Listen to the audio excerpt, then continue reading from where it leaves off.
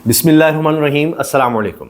अल्हम्दुलिल्लाह, अल्लाह के फजल व करम से, आपके ताबुन से 13 लाख से ज़्यादा सब्सक्राइबर्स, ये सब आपके ताबुन से मुमकिन है। और ये सब सब्सक्राइबर्स आप समेत ये सब हमारी फैमिली हैं। तो इसीलिए ज़िम्मेदारी भी बढ़ जाती है कि जो भी ख़बर दी जाए वो बिल्कुल दुरुस्त हो, उसको जांच पड़ताल करके उसकी तस्दीक करके आप तक लाया जाए। अब एक ऐसी ही ख़बर जो बहुत ही अहम है, टॉप की ख़बर है, टॉप शख्सियत की ख़बर है, हम आपसे शेयर करने जा रहे हैं। बहुत ही अहम तरीन शख्सियत और जिसको टॉप की शख्सियत कहा जा रहा है, उनकी खान साहब से अडयाला जेल में मुलाकात की ख़बर है। इससे पहले आप जानते हैं कि हमने आपसे ख़बर शेयर की थी और उसके बाद इस पर बहुत सी बात हुई थी कि साबिक़ आर्मी चीफ़ की खान साहब से मुलाकात हुई है और फिर ज़्यादा नाम उसमें इशफाक़ परवेज़ कियानी साहब का आया था।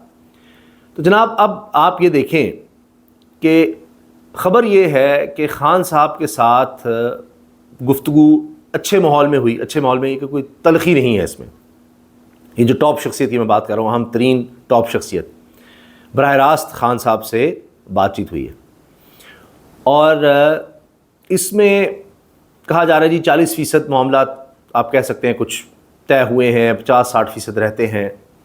अब क्या मामला तय हुए हैं, क्या रहते हैं, इसी पर हम आपको आगाह करेंगे। जून के बाद चीज़ें कंफर्म हो जाएंगी, जून के बाद। और तहरीक-ए-इंसाफ को क्या यकीन दहानी करवाई गई है, इस पर भी हम बात करेंगे। अभी अगर आप देखें, एक तो गिलगित-बल्तिस्तान में इलेक्शंस का माहौल है, फिर ईरान अमेरिका मुआहदा उसका इंतज़ार है, बजट चल रहा है, ये सब मामलात हैं। जून के आखिर तक ये मामलात निमट जाएंगे, उम्मीद यही है। बजट का भी है और गिलगित-बल्तिस्तान के इलेक्शंस भी हो चुके होंगे, कुछ गवर्नमेंट वहाँ फॉर्म हो चुकी होगी और अमेरिका ईरान मुआहदा उम्मीद है कि तब तक हो जाएगा। इस पर बड़ी कोशिश हो रही है। इन वजूहात पर कहा जा रहा है कि जी जून के बाद तक चीज़ें क्लियर होंगी। क्लियर ये होंगी कि जी कुछ तरीके इंसाफ के लिए कुछ नरमियाँ नज़र आने लग जाएंगी, कुछ सहूलतें नज़र आने लग जाएंगी, कुछ सख्तियाँ कम हो जाएंगी। ये कहा जाए, सख्तियाँ कम हो जाना ही मौजूदा माहौल में बड़ी बात है।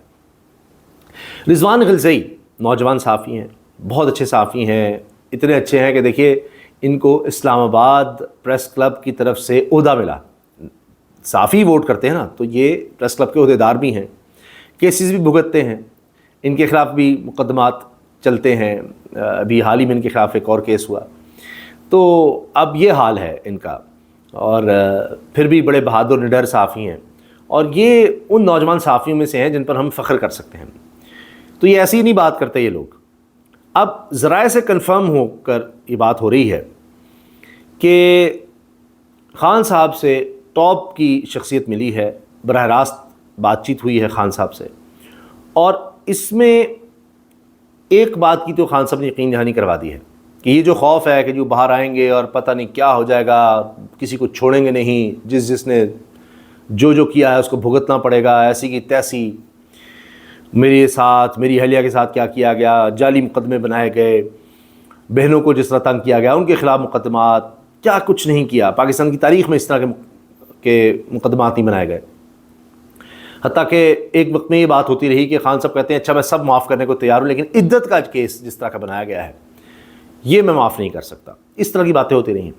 अब ख़बर यह है कि इस मुलाकात में खान साहब ने ये यकीन दहानी कराई है कि वो इंतकाम पर कतन यकीन नहीं रखते।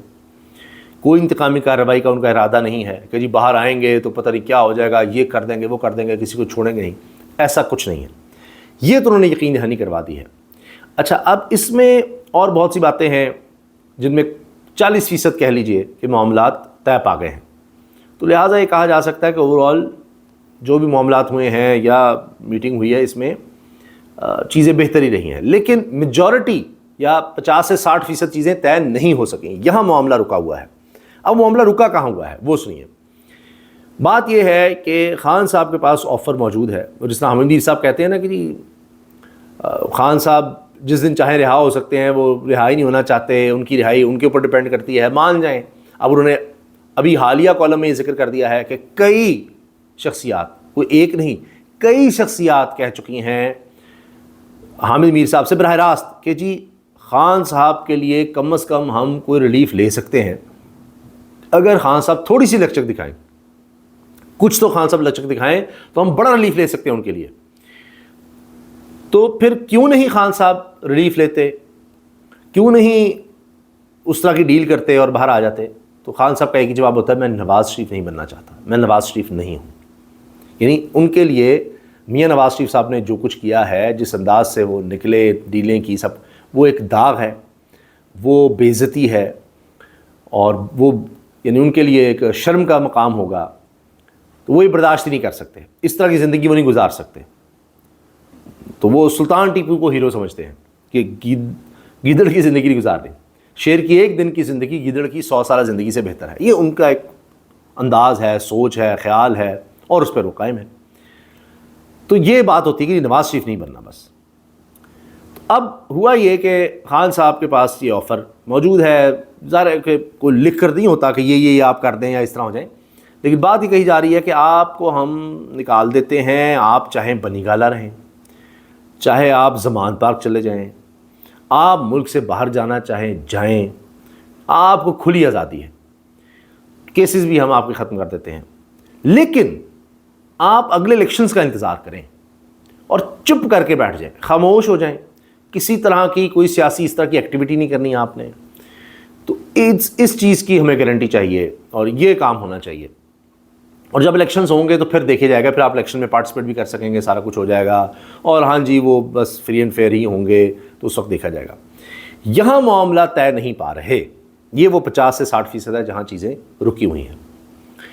اب یہی وجہ ہے کہ گلگت بلتستان میں آپ دیکھیے، آزاد کشمیر میں دیکھیے، واضح طور پر کہہ دیا گیا ہے جی تحریک انصاف نہیں۔ اب تو رانا صاحب نے کہہ دیا نہیں تحریک انصاف تو سسٹم نہیں ہے، تو یہ تو الیکشن ان کے درمیان ہے جو سسٹم میں ہے، تو سسٹم کے خلاف ہی تو خان صاحب ڈٹے ہوئے ہیں۔